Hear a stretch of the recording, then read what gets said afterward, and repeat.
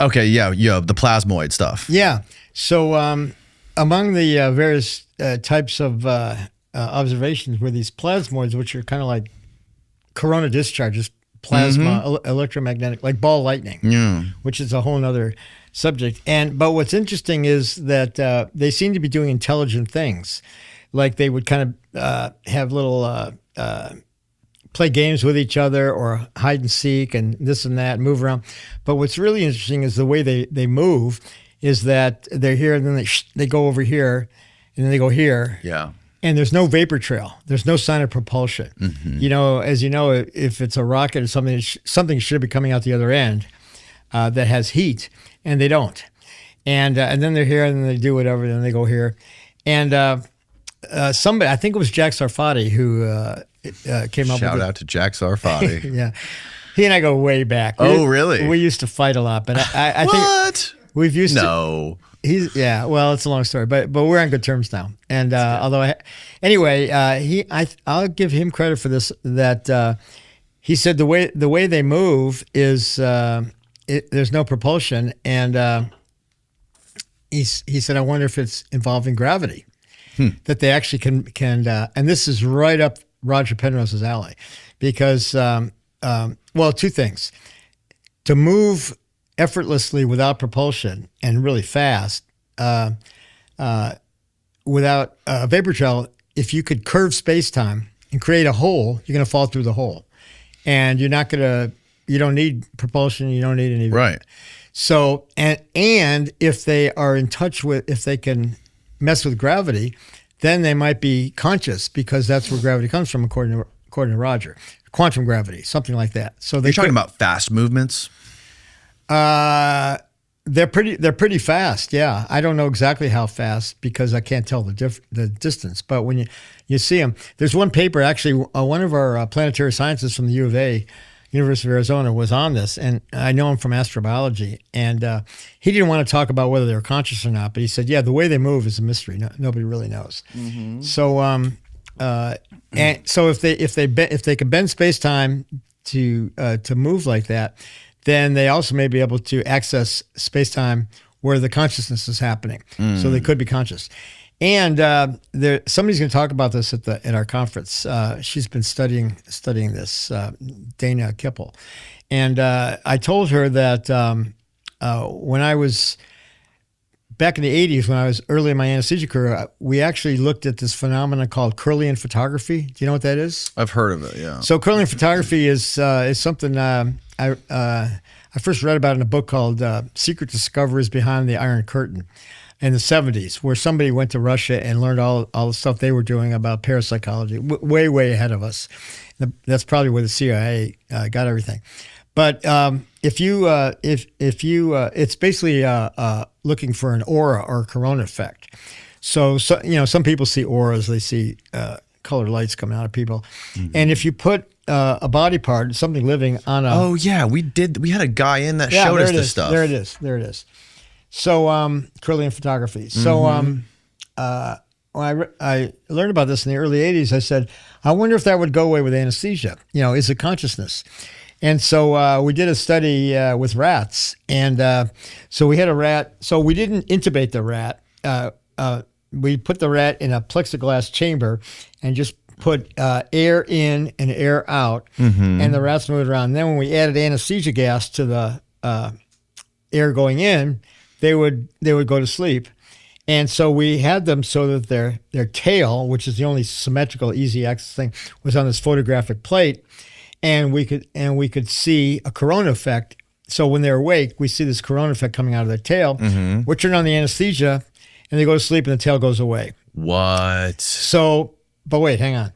So I actually presented this at an anesthesia meeting, and this guy asked a question, and he said, well, wait a second. You didn't intubate the rat, so there's anesthesia everywhere in the chamber. So how do you know this is because the anesthetic is taking away consciousness and then it's not coming out of the tail? Or is it because the anesthesia is between the tail and the plate, and it's blocking it at the tail level, and it has nothing to do with consciousness? It just has to do with this corona effect. And I said, that's a very good question. Yeah. And I was a bit embarrassed because I hadn't thought of it. So I went back and I told my my guys that okay, we have to try this without the rat. We have to do control.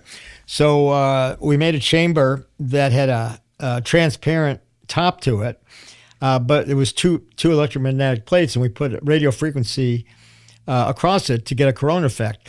And so when you do it without anything, you see a bunch of these sparkles, kind of like you saw coming out of the finger, and with air. And then if you add anesthesia, it goes away. So the corona effect goes away. And we did it for a bunch of different anesthetics, and we knew the potency of all the anesthetics, and roughly speaking, relatively, the inhibition was proportional to the potency of the anesthetic.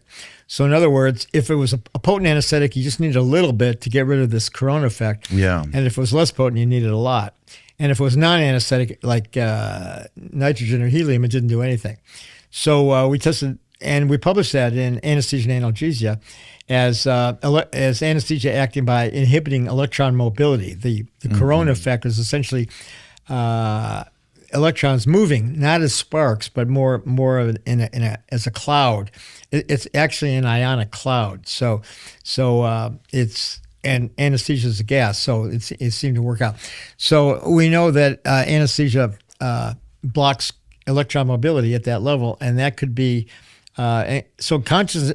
That's how it could affect consciousness inside the microtubules, for example. But it would also affect the corona outside, in the atmosphere. And so it'd be interesting to know if you could anesthetize these plasmoids, but it also means that maybe they are conscious if the plasma is a sign of consciousness. Although they would have to be connected to gravity to be conscious. But anyway, there's some connection there. Yeah, we had a gentleman on the show a couple of years ago who was able to he was doing this thing where he believed he was able to summon these plasma balls. They look like ball lightning. Mm-hmm. And he had these crazy claims on how he believed that they were biblical angelic beings that were coming, because he would pray and these things would appear. And we're like, okay, show us. Yeah. So we met him the night before we recorded our podcast.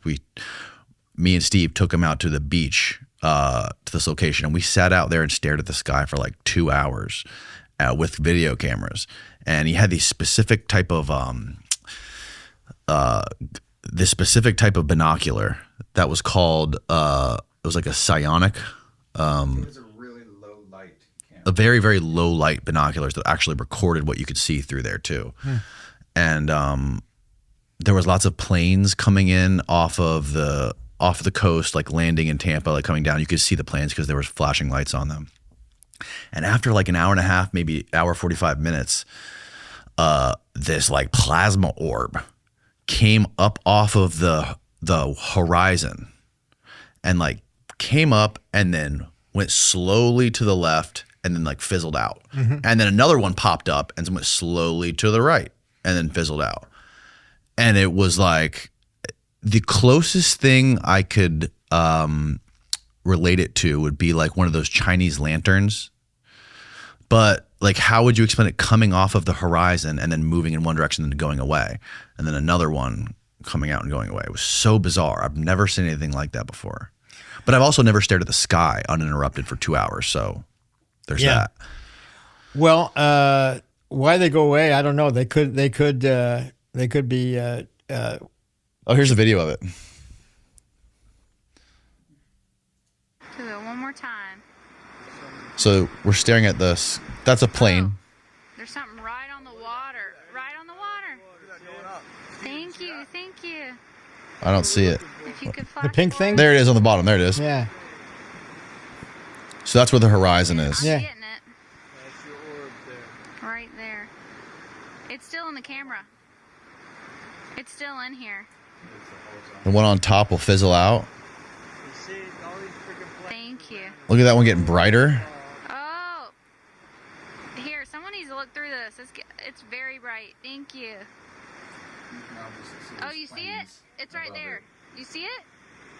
That is an orb. That is definitely an orb. I'm tracking it here. Do you want to look? Yeah. And it just fizzles out.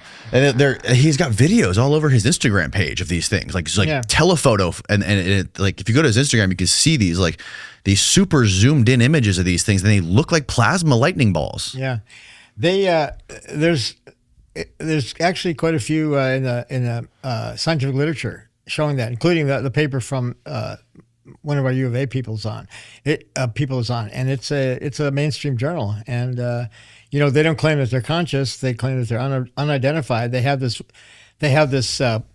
interactions with each other like they're intelligent, and they're playing with each other, playing tag or something. Yeah, and then they disappear. But they have this funny movement. So, did you find it, Steve? Those images? Yeah, there's something. There's definitely something spooky going on that we don't understand, like on another level. right.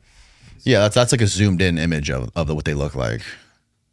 Christopher Bledsoe. He lives in I think it's North Carolina, somewhere in North Carolina. Well, I went to this meeting at Esalen in California, and they had somebody summoning UFOs. Yeah. And the first night I went out on the beach, and Stephen Greer.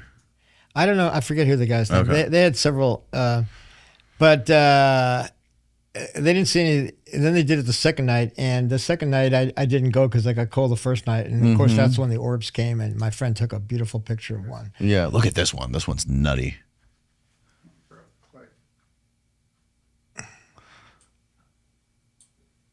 It looks like a cell under a microscope or something, doesn't it? Yeah. And he's got all these crazy like ex-military folks Oh yeah. that are like befriending him and visiting him all the time. Some dude from